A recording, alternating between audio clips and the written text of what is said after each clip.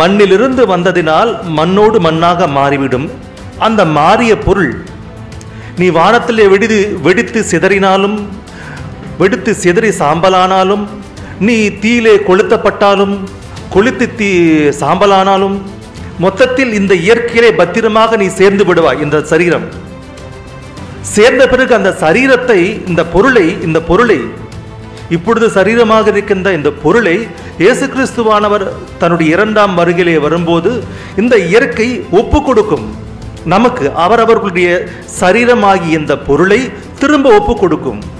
ஒப்பு கொடுக்கும் போது இந்த பொருள் இப்படியாக இருக்காது, வேறு விதமாக இருக்கும். அதன் பெயர் பைபிளிலே மகிமையின் சரீரம் என்று சொல்லப்படுது. மகிமையின் சரீரம் எப்படி இருக்குமோ தெரியாது, யாருக்கும் தெரியாது, சொல்லவும் முடியாது, சொன்னால் புரியவும் புரியாது.